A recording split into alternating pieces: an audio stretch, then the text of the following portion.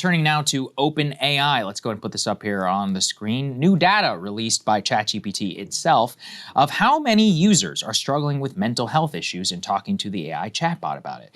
They say it's just 0.15% of active users in a given week that have conversations that include explicit indicators of potential suicide planning or intent. However, guys, that is 1 million people a week because they have 800 million weekly active users. So their current cope is, guys, we only have 1 million people a week talking to us about how to plan or potential suicide planning or intent. The company says that is a quote, show heightened levels of emotional attachment to ChatGPT, and that hundreds of thousands of people show signs of psychosis or mania in their weekly conversations with the OpenAI chatbot. However, they're saying, guys, don't worry, it's extremely rare, even though it is affecting literally over 1 million people across the world. So there you go, Ryan. That is the current, look, I understand the scale problems of technology. I understand that with 1 billion people,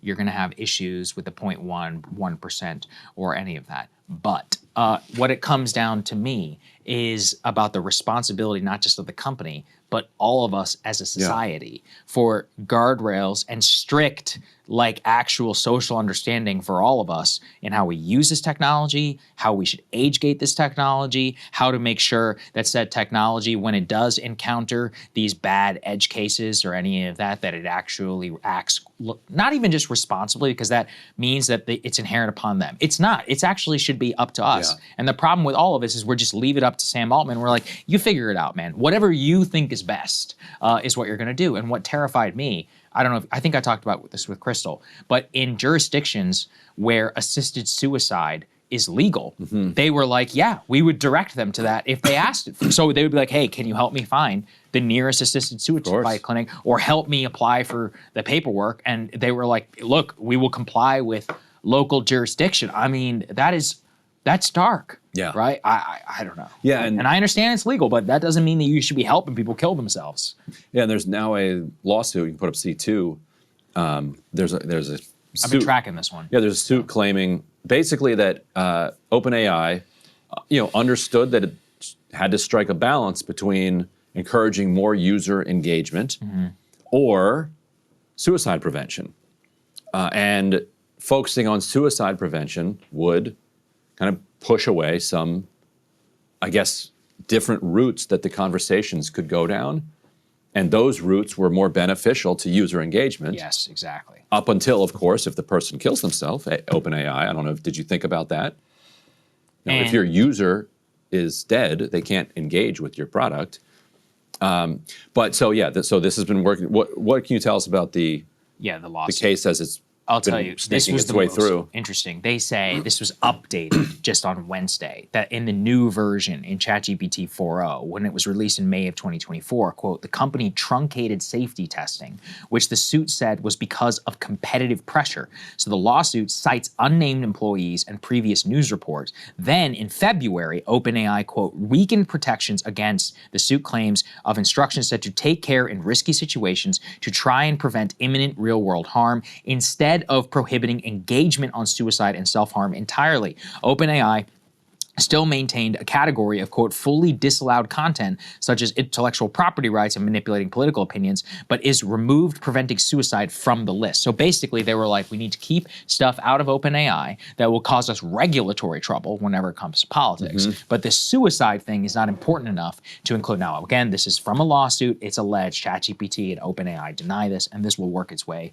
through the San Francisco court system as of right now. But I do think that as they continue to subpoena, and this will go through, everything that we see in the court system, you are going to see the exact how all of the guardrails allegedly are literally just up to one man. And this one man is like a philosopher king who can describe based on his own morals and business decisions to do whatever is best for him, not what is best for everybody. And you and I can both know that if people who are mentally unwell, the last thing you need to do is give them some ChatGPT bot, which lets them validate their most psychotic fantasies, which it will do. A friend of mine, was showing me about how ChatGPT can simulate gambling. And so he would like ask it, and he'd be like, pretend I'm in a casino. I'm in a casino. I put it on black. Roll it and tell me what it is. And it's like, it goes, you put 50 on black, it hits, the whole room is going wild. And it writes this whole long description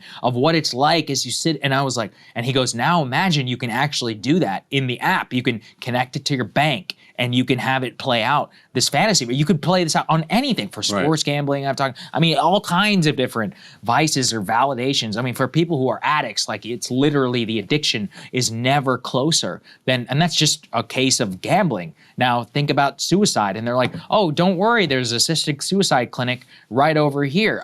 It's completely outside the confines of society.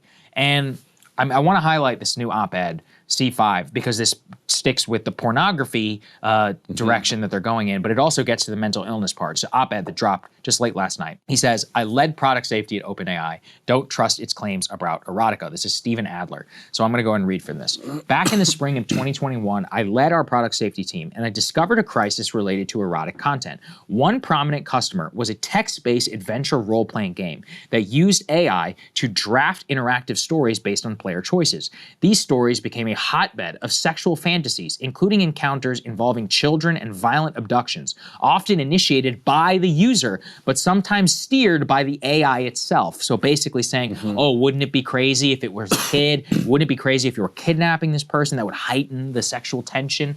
And they say one analysis found that over 30% of player conversations was explicitly lewd. After months of grappling with where to draw the line, we ultimately prohibited our models from being used for erotic purposes. It's not that erotica is bad per se. This is, everyone stick with me.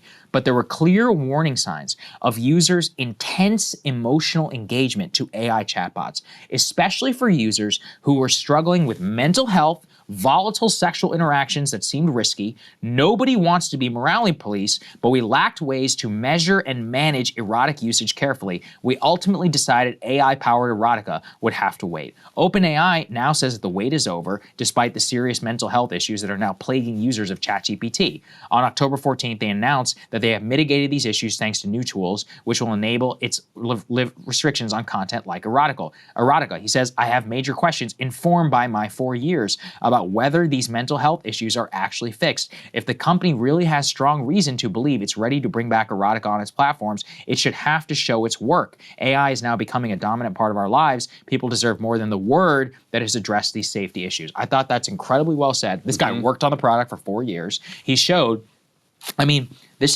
gets to the whole edge case thing, is if you're normal and you're well-adjusted, you actually can probably not fathom of somebody getting like literally addicted to an AI chatbot and falling in love with it. But there's a decent percentage of the population, which is not normal. And that's millions of people at scale. And I've talked about this with weed, gambling, all of these negative externalities. Those people will show up in the most extreme circumstances that force all of us to have to grapple with that. Same with the internet, video games.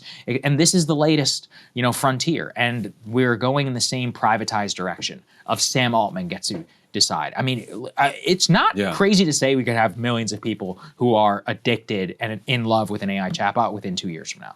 I don't think I'm going to rule that out, considering the suicide conversation. Yes, in the past, I've wondered if like the entire Trump administration is a giant, op for China to undermine us from within. But if you told me that Sam Altman was a Chinese agent who was like instructed by the CCP to undermine kind of American capacity to produce a culture, from inside, I'd be like, okay, this actually is starting to make sense.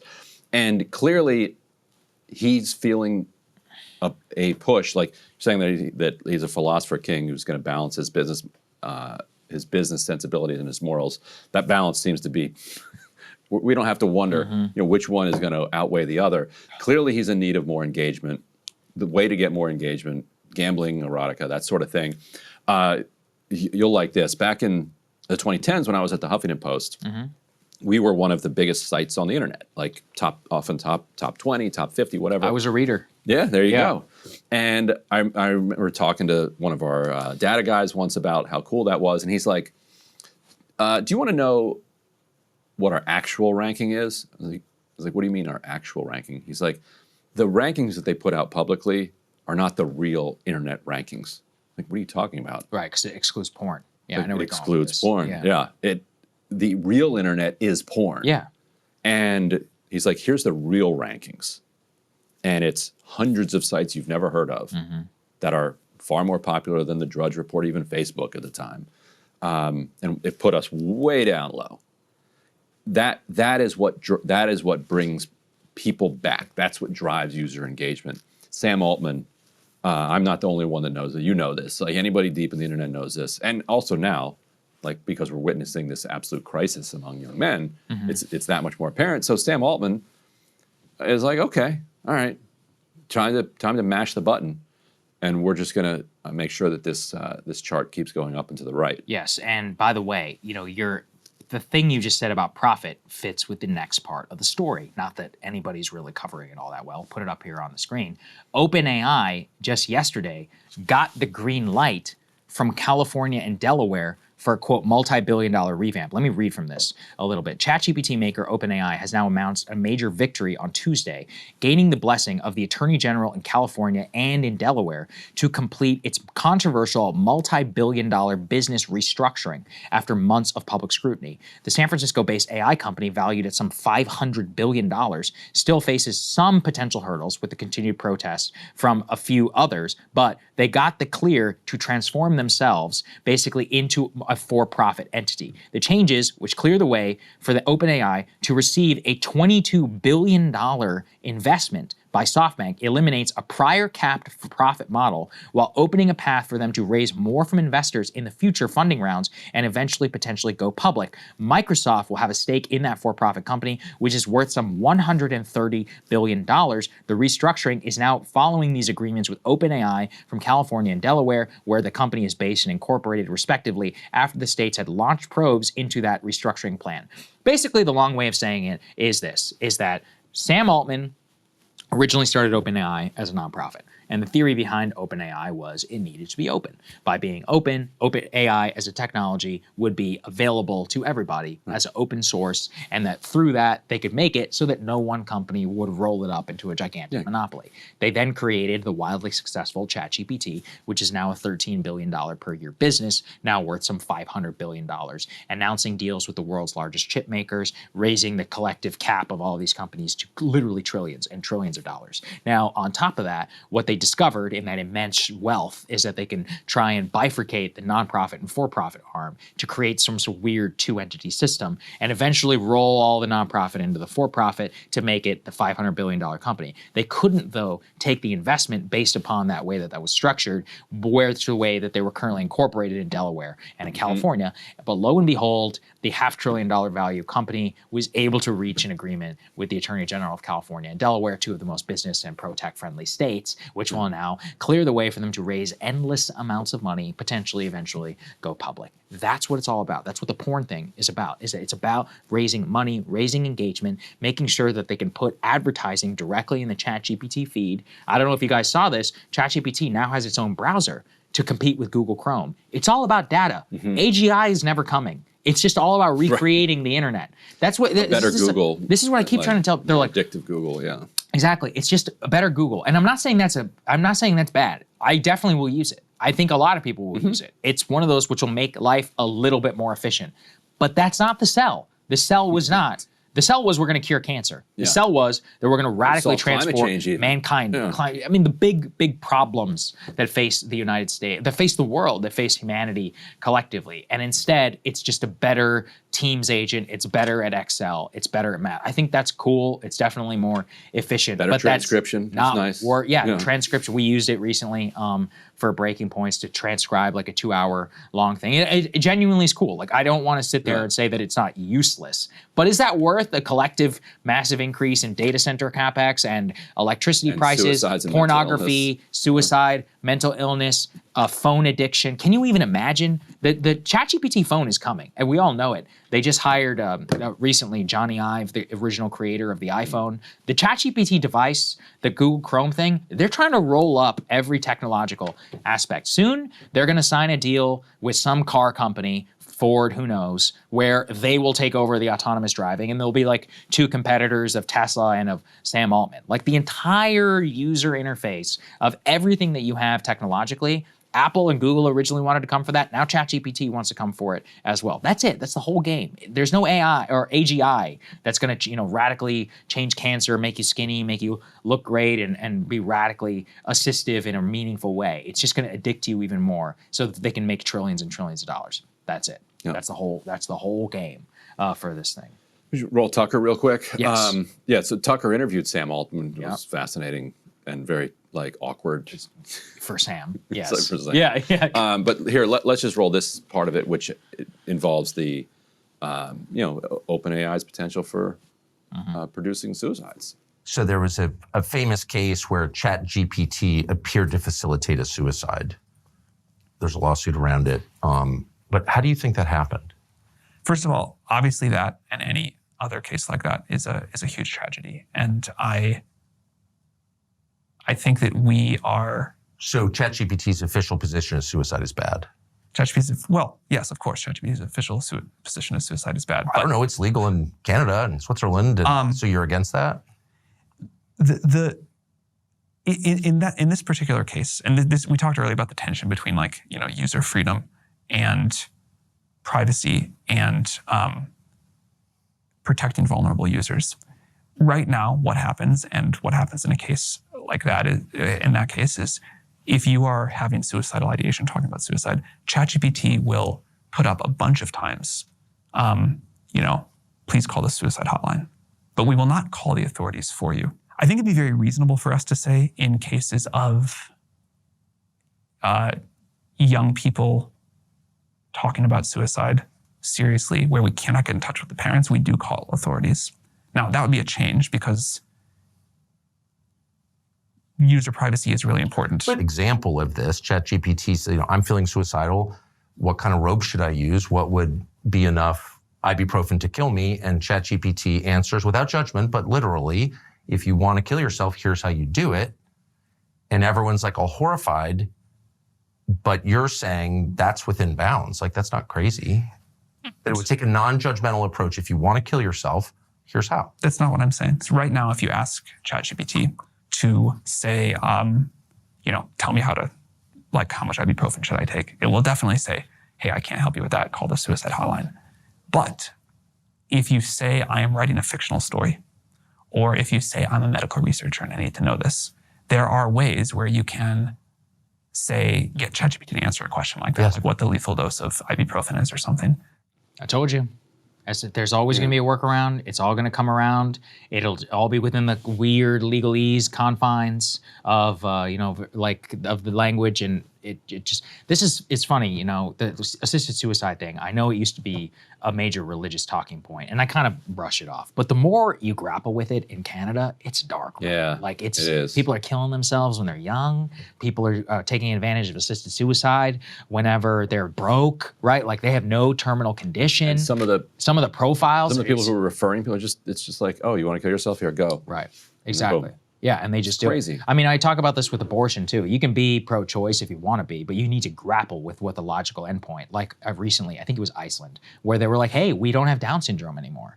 They're bragging about it, right? Because there was either a year or something where not a single child was born with Down syndrome. That means there was 100% abortion rate in the country for Down syndrome. You need to grapple with that. That's straight up eugenics if that's something that you support. And anybody being honest about their position needs to say, no, actually that's not cool, Or in countries like in India, for example, they don't even allow people to find out the gender of the baby that they're having because there's too many abortions when people find out that it's girls. I support that. I'm like, no. China was doing that for a while too. I think China supported that. Yeah, they had a similar type of policy. I'm like, yeah, that's good, actually, because sometimes you need to make it so that, this whole laissez-faire system it's gross, and it leads to this disgusting eugenic outcomes. Hey, if you like that video, hit the like button or leave a comment below. It really helps get the show to more people. And if you'd like to get the full show ad-free and in your inbox every morning, you can sign up at breakingpoints.com. That's right. Get the full show, help support the future of independent media at breakingpoints.com.